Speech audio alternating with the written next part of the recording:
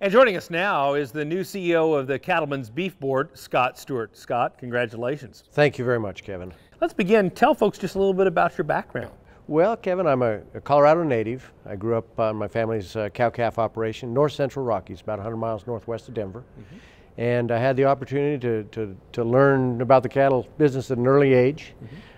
Been very fortunate through my lifetime to be part of the livestock industry, and now, directly with the cattle industry again. So I had 30 years of experience with another organization that represented all livestock producers in the marketing of livestock, and from that process became very closely related to the Beef Board as a contracting organization. So we have a good feel for how that operation works.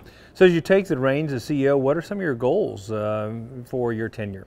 Well, the first thing is I have to say that the Beef Board is very fortunate in the fact that they have an incredible leadership team at the board level as well as the staff level.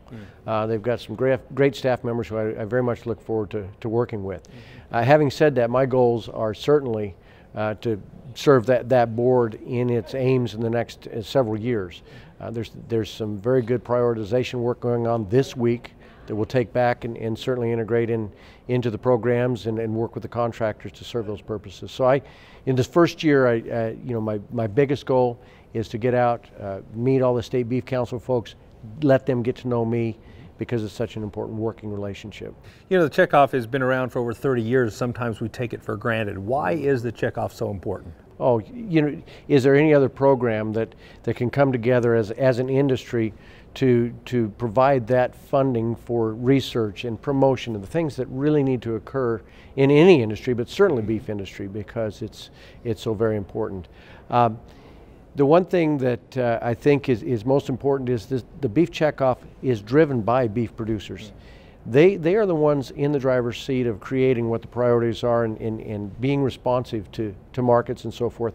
Most recently, obviously, in the last several years, the focus on export markets is so very important to any beef producer, whether you're part of a beef council, a beef board, or just out there producing beef. And so as you look ahead, what are some of the biggest opportunities you see for the checkoff in the future? Well, certainly information is huge, and the change in the focus in the last several years to really focus and get more real-time usable information into hands of consumers. They have questions, and they're legitimate questions about maybe how beef is raised and the nutritional values and how it may compare to other protein sources. That's so very important and needs to be, pardon the pun, but made into bite-sized pieces that can really be digested by those consumers out there in the next generations. Yeah. We've covered the relaunch of the Beef It's What's for Dinner campaign on this show. How important is that to driving demand for our product? Oh, incredibly important. As you know, Beef It's What's for Dinner is one of the most recognizable slogans that has ever been. In fact, just an aside, when I took this job, people that weren't familiar with it, it's easy to tell them, well, this is the organization that helps with Beef It's What's for Dinner. Oh, okay, well that's great. So it's very important, and we've got a new generation now. It's good to get it back out there. It resonates so well.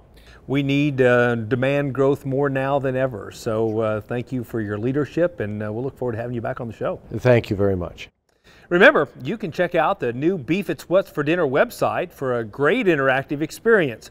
You'll find things like recipes, information on beef cuts, and nutritional information at this one-stop shop for all things beef.